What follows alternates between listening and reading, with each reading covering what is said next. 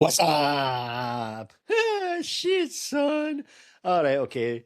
That's the impressions and daft sayings at the way right at the start of the review. So yes, I seen the new Scary Movie today, Scary Movie 6, or Scary Movie as it's called, just to kind of like mock like Halloween 2018 and Scream 2022, which basically done the same thing, but were sequels, but just had the same name as the original. So there you go. You know what I mean. It is what it is. So this will be my review. When I talk about, I won't go into any spoilers about any of the jokes or anything like that. So I won't spoil any jokes or talk about anything in that sense, or spoil any jokes that aren't in the trailer or anything like that. So my thoughts were, and I did my review of the original film a few days ago. Watched it again for the first time in a few years, and it is one of my favorite comedies of all time. And I actually even enjoyed it more than I thought I would. While watching it for the first time in a few years. So, and the sequels, I've liked them well enough. If mostly, I mean, two, three, four, they were fine. Um, the fifth one again, I vaguely remember watching, and I don't remember a thing about it. So that honestly translates to me that if I didn't remember anything about it, I didn't have strong feelings about it. It's like I obviously didn't like it, but I can't have hated it either. If I'd have hated it, I'd probably have remembered it. But I can comfortably say this is by a country mile the best scary movie film since the original. Now you can take that with a grain of salt, whatever way you want. I mean, some people say, "Well, it's damning with faint praise" or whatever. But no, I actually really thoroughly enjoyed this film. I was looking forward to it, and I thought the trailer was great and everything like that. But I did have my sort of worries. It's like, is this going to be one of those ones where all the best bits are in the trailer and then the rest of it's shite or anything like that? Like going by this, I had a great time with this film. I actually really enjoyed it, and it just made me laugh a lot. Now, the whole thing is, right, it's been marketed in this whole thing that every line will be crossed and everything like that, and it's like no one's safe and everything like that. Now, technically, this is true and not true in many ways because, yeah, every line is crossed and they do take the piss out of everybody. They take the piss out of the left, they take the piss out of the right, you know. So they actually do that and they do it very well, to be fair. And a lot of the absurdities on both sides. But right, here's the thing, right? I'm thinking to myself, I don't think there's anything ridiculously over the top offensive in this film. Like, I mean, the British Board, the film classification rating came out. It's a 15, where the first two were an 18. This is a 15. Yeah, so I was kind of like, what? And to be fair, I'm kind of like, yeah, 15. It's about right. I actually don't think in many ways it's any raunchier or any more quote unquote controversial or over the top or anything than the first two were. Then there's crude. Yeah, obviously there's going to be crude elements in it, but I don't think it was anything over the top. Anything to be fair with that. Yeah, but there will be people who get offended about this. But the people who get offended about this are the people who get offended about absolutely fucking everything. So, in that sense, a film like this coming out in this day and age and actually going to do well, the tracking and everything's suggesting this film's going to do nearly 60, high $50 million, possibly even 60 in the US. So, although to be fair, I went to a showing at like 10 to 12 here in Scotland and there was like three people, like me and two other people, and so whatever. That maybe it won't translate so much, but then early showing. This is more of a rock. I could see a raucous Friday, Saturday night crowd more with this, but anyway, I digress. Right, into the film itself, right. I was just entertained by it. I think it does a lot of stuff really well. Like, a lot of the jokes are stupid, and a lot of the humour is subjective. Now, for me, it was great to see like the original crew and everyone back. Obviously, the Wayans are back for the first time. Did the first two. I think the second film is. I still liked it. I rewatched the second film earlier in the week for the first time in years, and to be fair, I liked it better than I thought I did. Really didn't like the Chris Elliott character, and he is in this film. Thankfully, not very long, and he's nowhere near as fucking but obnoxious as he was in that film. But overall, I do like that film. But it's not a patch in the first film. But this is the closest I think they've got to recapturing the first film. And of course, you've got Doofy coming back as well. One of the best jokes in the film. I'm not going into spoilers or anything like that. one of the best jokes in the film is when they reveal about why he's not in jail after, of course, he was the murderer in the first film. Genuinely, that joke was brilliant. I'll say about what some of the best jokes were, like, about stuff they take the piss out of. Like they take the piss. There's a joke about ice in here, which I just thought was great. I thought it hit the mark perfectly when it came. When it first seen it, I was just like, you know, spot on. The weapons parody. You've seen the trailer. The parody, like the kids running and everything in the street.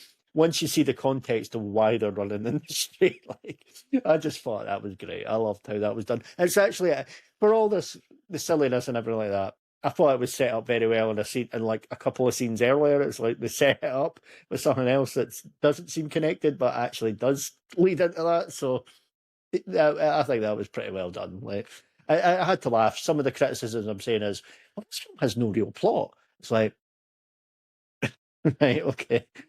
You know, it does go back to the whole thing when in the first Scary Movie as well, when like Bobby and Ray are explaining the motives, and then when he's like, "Did Scream have a plot? No." It's not, it does remind me of that. So anyone who's complaining about that is like, I don't think the film was meant for them. If you're complaining about this film not having a plot, and yeah, it's entirely possible, of course, to have a spoof film that does have a plot somewhat. Like last year's Naked Gun did to an extent, and I do think that's a better film than this. To be fair, I do think so, but you know, I enjoyed both. You know what? Back to back summers, we've had really good comeback comedies in that sense. So, you know, and enough Leslie Nielsen, of course, is connected with both obviously the absolute star and legend of The Naked Gun, but, you know, Scary Movie 3 and 4 as well. So, and he was a great addition to that there. So, you know, there you go, the late, great Leslie Nielsen, absolute legend. But, yeah, so anyway, I've just completely lost my train of thought there. Anyway, but yeah, I just had a fun time with this film. It zips along nicely, of course. Got Anna Faris back. Anna Faris is an absolute treasure. Always great to see her. And you know, you've got Regina Hall, or I think is it Regina Hall or Regina King? I can't remember. You know, but you know, whatever Brenda her name is, that's it. The character's name. You know, great fun as well. You know, I will say this, like, I don't think the Ray character is as funny as he's been before. Like in the first film, the original film, the Ray character is superb. Absolutely loved it. But of course, it's really one note. It is. And then the second film, still quite funny and everything like that. And that's he has his funny moments. And of course, you've seen the bit in the trailer with the Sinners parody with the we're going to do some half gay shit. And he comes in going, why just half gay? Like dressed as a cowboy. So, you know, that bit was fun, and but his introduction into the film was kind of like a bit of a because when he first comes on screen, it's like, oh yeah, it's Ray. What's he going to do? It's going to be funny, and that scene does go on too long. It's not funny. Like to be fair, that not everything hits. Even though I really enjoyed the film, not everything hits, and I love the first film, and not everything hits in that film. But you know, and there's certain points when they do try and almost copy certain things from the first film. Very much like there's a scene without going into spoilers or ruining jokes or anything like that, where Shorty's now doing a live stream and the ghost face comes in, and it's almost like trying to do what they did, you know, when they do the little rap thing as well. And that scene was so quick and just in and out. But that scene in this film, the new one, does drag on a bit and isn't particularly funny until the end. The bit at the end is quite funny, to be fair, I would say. There's another bit that's really almost trying to do something similar to the bit, you know, the bedroom bit towards the end. It's not exactly the same, but they're going for the same sort of tone as well, you know, from the first film with Cindy with her Afro fanny and everything like that, and the Tootsie Roll thing and everything. It's trying to go for that same sort of thing, but it just doesn't land in the same way that did. So, you know, that one didn't really work. But these are minor complaints. For the most part, I just had a really fun time with this film. It was so entertaining. It was so enjoyable. You know, and like we said, we see the money and the track and everything like that. Another one is inevitable. In a way, it's good that it's been a long time since we've had one because there's fresh meat now, basically, for them to take the piss off out of. You know, there's plenty of things for them to now dissect, just have fun, make fun of everything. So, and you know, and like the substance thing as well, that seems quite good as well. I did quite like that. got Gail Hailstorm comes back, and it actually makes sense the way they do the substance joke as well. They work it in quite well. As stupid as the film is, there is cleverness. By the way, the reveal of the ghost face, and I've seen this thing kicking about, so it's not exactly a hot take from me now. It does actually make way more sense than the reveal of the ghost face in Scream 7. So, it's actually very well done.